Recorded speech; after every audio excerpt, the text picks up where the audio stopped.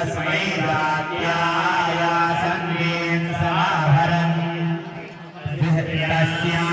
ग्रीष्मश्च वसन्तश्चद्दो वादावास्तां शरश्च वर्षाश्चद्दो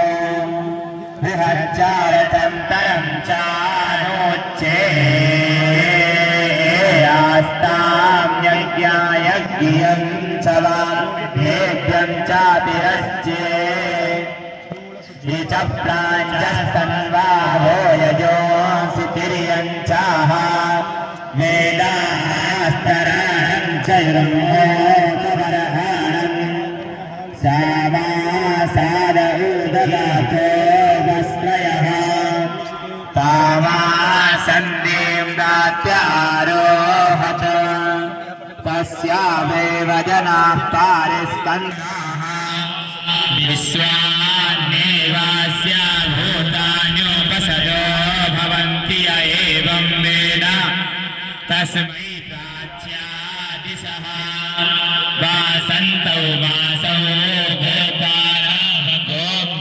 गोपारावकुर्वन् बृहच्चारतन्तरं चानुष्ठातारौ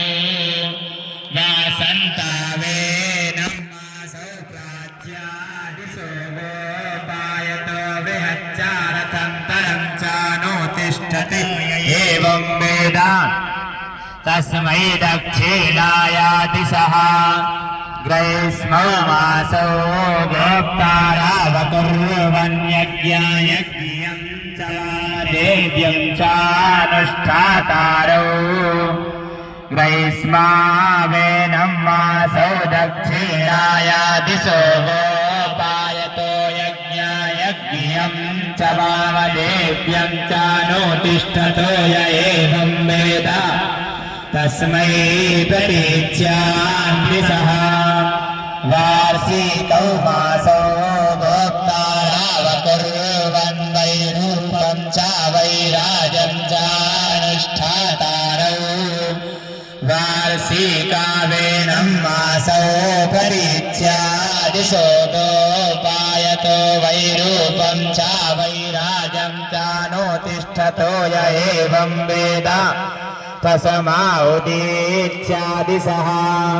शारदौ मासौ गोप्तारावकुर्वन् चैतं चानौदशं चानुष्ठातारौ शारदावेनं मासावुदीच्यादिशो गोपायतश्चैतं चानौदशं चानुतिष्ठतो य एवं वेद तस्मै ध्रुवादिशो गोपायतो द्यौश्चादित्यश्चानुतिष्ठतो य एवं वेद तस्मै प्राच्यादिशोऽन्तरदेशादानुष्ठातानुतिष्ठति नैनं सर्वो न भवो नेशानः